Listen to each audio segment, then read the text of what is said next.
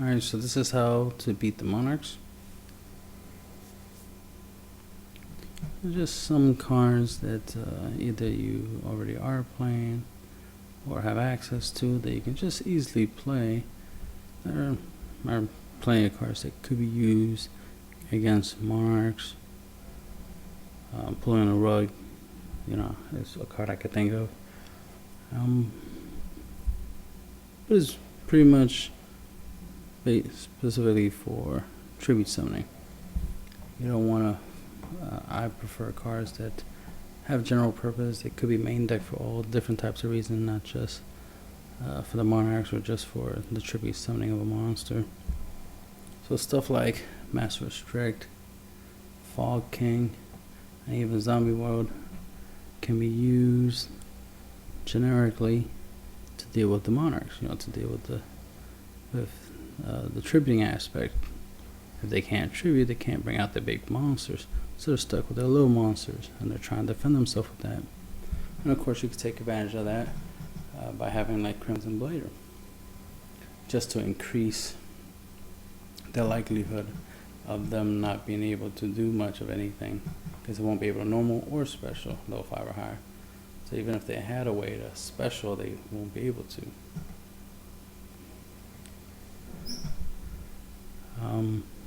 Master Restrict is good because you can use it against cards effects like Stardust Dragon, Salt Mode, or regular Stardust, or any creature or any card effect that requires tributing. You could use it against Gishki's. Dang, what was it called? I can't remember the name. Dinny Cross. Damn it, Dinny Cross. You know, the ritual monsters and the tribute monsters for the effect of the spell card. So Master Fog King, Master Restrict, these cards are generic enough to affect those decks as well, not just Monarchs. Zombie World is really good because it doubles as a DNA surgery as well as a pseudo Master Restrict. It's good in Malefics or any deck that uses field spell, or you can just put this in a zombie deck and you already have what you need, right?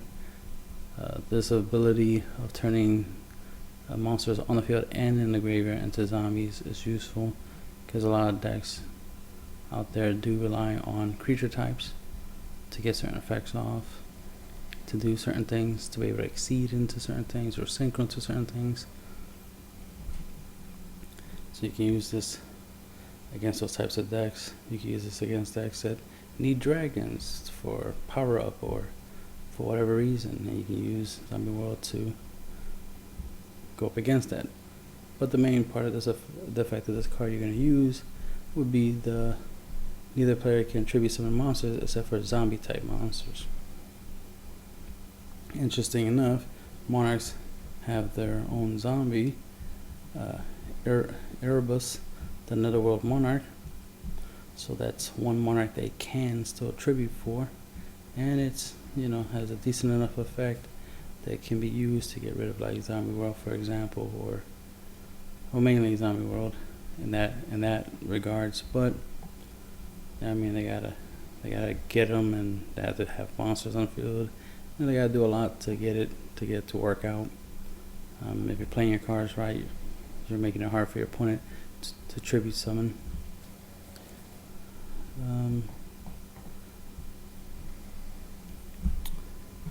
Even simple stuff. You can even use Compulse, Withering Blast.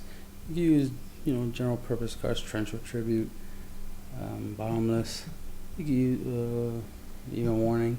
You can use cards like that, which are generic. Most people do already have them, so you can use those cards to help you fight off the Monarchs. But typically, the Monarchs have effects when they tribute, and those effects are pretty good. So you need a way to deal with them. Divine Wrath is a good way of dealing with them since it's a spell speed 3, so you don't have to worry about somebody trying to use some type of lance or some type of effect to make it where the Monarchs are immune to spells and traps and whatnot, right? So you can play the Divine Wrath, so you have to worry about them chaining effects like that. Plus, it destroys the monster, so not only are you negating the effect, you're also destroying the monster. So you don't have to worry about your opponent have a big beater on the field. Phoenix Chain is good for, negating effects and making it where the monster can't attack, the Monarch can't attack you, which is obviously good. Give you an extra turn to do something. It's continuous. You can use it in certain decks like the Teller Knights and stuff, and you can bounce it back to your hands to recycle it, or any other deck that can recycle it. River of the Warlord is a good card because if you look, a lot of the Monarchs have different types: Warrior, Aqua, Thunder. Here's another Warrior. Here's a Spellcaster. You got a Fiend, a Zombie, a Fairy. So this is a good way of like preventing them from having a lot of monsters on the field. Slowing them down, messing up some combos. Because for example, if they use idea that have a Knight, use his effect. You see the Warrior use his effect, and he can bring out Mithra, or he can bring out Eidos. And as you can see, they have different types. So your opponent will have to choose between one of these two, monsters, and decide which one to keep, which one to let go. So it reduces them having enough tribute, so they're not gonna have to try something different. I mean, they could go in and use Monarch Storm's 4th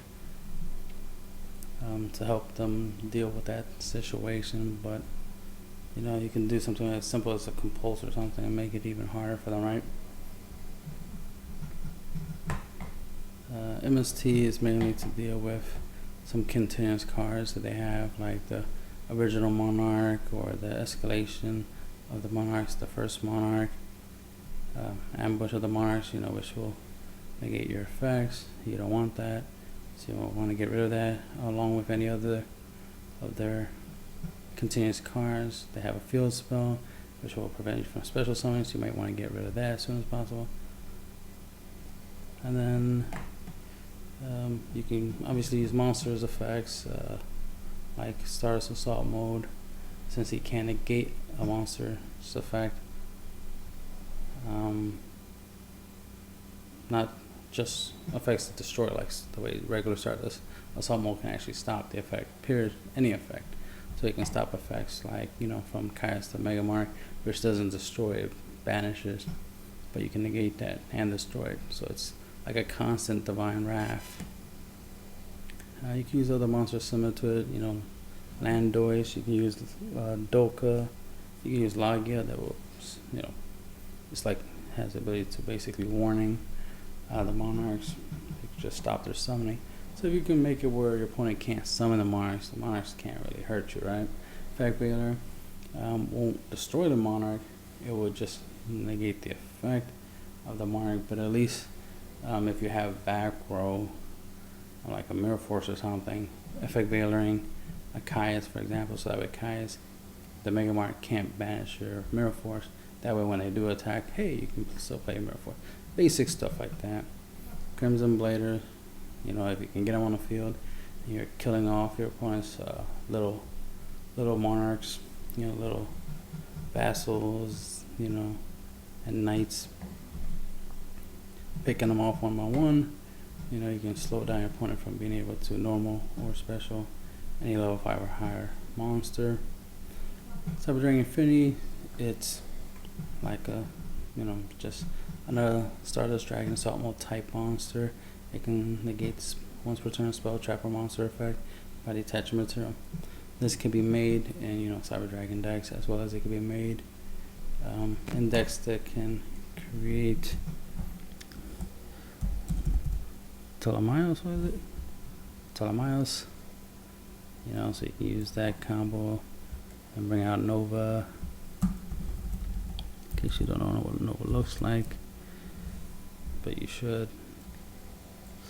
So you make him, summon him, go into him, and there you go.